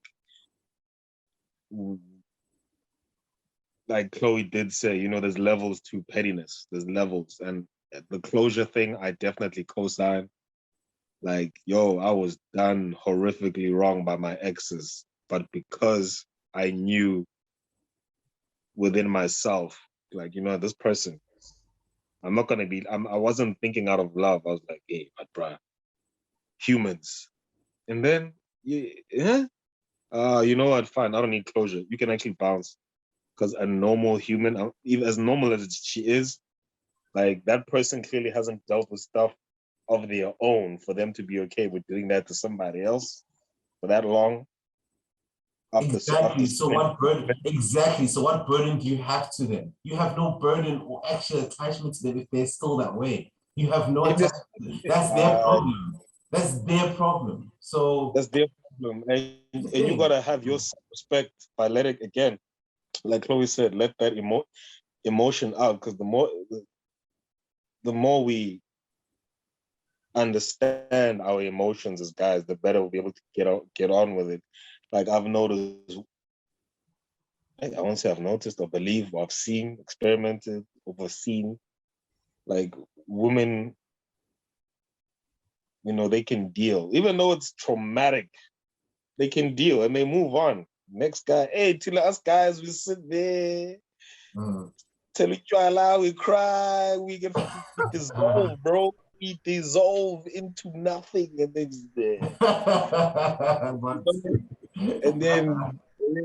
and then whoever does make a comeback, they come back and like, okay, cool, you know, and then the wounds get opened up very easily with guys. Like if an ex comes, like me when I left SA, bro, the confessions, I was like, no, don't do this now, bro. I'm not even about to entertain you. Like Usher, the confessions, like Usher. You know, you do this when I'm leaving because something's happened. I shut it off. I was like, nah, bro, I don't want to deal with that emotion. Yeah. So I know when to turn off that tap and turn it on. Right. So I feel also knowing how to master your emotions is also important. Not just being able to tap into them, but also how to master them. Women have mastered their emotions, like how they can get out situation is beyond me. But anyway, yeah. Quick one before we wrap up, Mrs. G. Any last thoughts? You good? Yeah, I'm fine. All right, cool. We're gonna wrap up now because we got like literally 20 seconds left. So, guys, thank you so much. Thank you for being part of this. And like, I think we went deep like than normal. Anyway.